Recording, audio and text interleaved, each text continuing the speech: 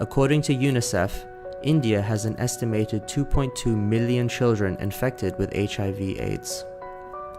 Every year, 55,000 to 60,000 children are born to mothers who are HIV positive. 30% of these children are likely to be infected themselves.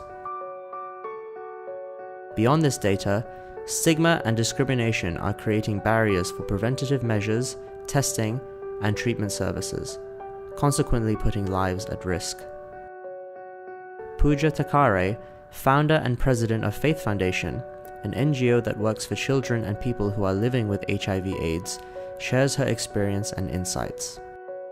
Pertaining to India, if we see, discrimination and stigma is the major issue.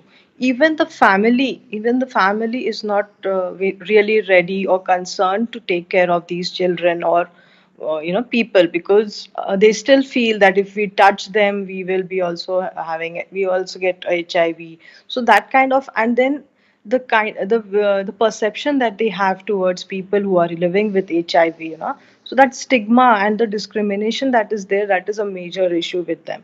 Plus they have to go a lot of counseling, because the kind of treatment that they get from their family, from the surroundings, they are so afraid that if somebody comes to know that I'm HIV positive, they'll just ban me from all the social interactions and all that stuff. So that is a real concern from them. For them, they are always concerned that our names should not be disclosed. People should not come to know that we are living with HIV. So that is really a very big issue we are facing right now. The lack of education and the lack of condoms means that the virus is spreading faster and faster, and more people are dying of AIDS, especially in remote areas. The government has offered free services and treatment for HIV-positive patients, aiming to eliminate AIDS, but it's still very difficult to reach all patients in rural and remote areas. The government is running programs and campaigns along with NGOs to go to remote places and to educate people about HIV/AIDS. So these campaigns are working, but still there is a lot of work needs to be done. In major cities, of course, the awareness and the concern has actually risen a lot. We need to work and focus on the villages and remote areas. They also know, but they just have a vague idea about it. So they need to be educated more. There are many things. The rate of new HIV positive patients has come down. So of course, yes, we are working, and the mission of the government and the HIV community is to go towards zero.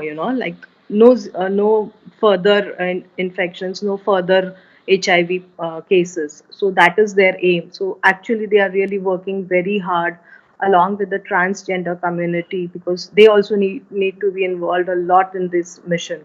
So yes, they are doing it. But in the villages and in the tribal areas, we really need to work there. Pooja is planning to build a center for children living with HIV to support them through training and skill building. The upcoming projects that we are having now is one, we are working on a center for HIV positive children, wherein we want a complete self-sufficient center where they'll be trained in being self-sufficient, where they can learn some skills and start their own entrepreneurship or their own enterprise, and so that they don't have to depend on other things for their livelihood. So that kind of a center we have in mind. Plus, we want to start working for the street children. At least one healthy meal a day that I want to work on.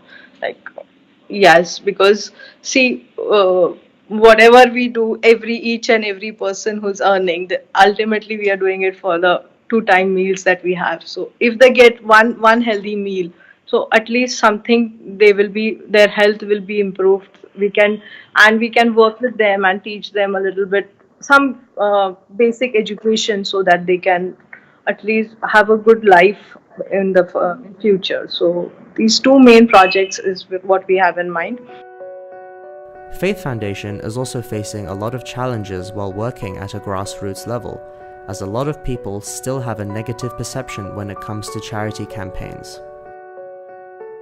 See, challenges are people are very skeptical about, what has happened is the whole conception of people has been that, okay, if this is an NGO, this is only for money minting, they are that's what the people have a perception about. To rebuild trust between NGOs and people, Pooja suggests establishing a specialized agency to monitor NGOs, tracking their finances and projects at a grassroots level. What we generally find is that if there is a certain amount of money which has been given allotted for a certain kind of work, but that much doesn't go actually to the real beneficiaries or where it is supposed to be invested or gone to. So what happens is, in the process of the funds coming from A to B, there are many things which happen between that. The government should ensure this. The government should ensure this, that there is an autonomous body. There is somebody who's going and checking a regular audit, the way we have audits for other things. These things should be monitored. There should be an independent agency, a third person, a third agency, completely a neutral agency, an autonomous body, which should be checking this, right? Okay, so there's this NGO and they have received this amount of sum for this kind of a project. So have they actually invested there? Have they really done that work? Has that money really gone to those people? Have they actually gone to has it benefited the beneficiaries that they were supposed to do, or is it only on paper that we are seeing the list of people? For Pooja, it seems that the joy of giving and making these children happy is more powerful than others could have possibly imagined. These children, when I interact with them, when I go out with them, the time that is spent with them, that is like, it cannot be compared to anything. That is actually a very different experience that you have. And eh, my what I tell even my volunteers or people who come and work with me, I'm like, if okay, we are going to thousand, we are reaching to thousand people. Out of that thousand people, if we are able to save 10 people, getting contracted, so that is, our work is done. At least we have saved 10 lives. So that is what we go with. That is what I tell my volunteers and everybody, that this, we have to keep this thing in mind and we have to work with this attitude.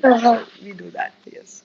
Even if each one of us just goes out and helps one person, we have already changed the world for one person at least. Not the whole world, but we'll be changing. So if people just do it with that kind of an attitude and that mindset, we will be actually going towards what we call is a better world. So I hope we all do that.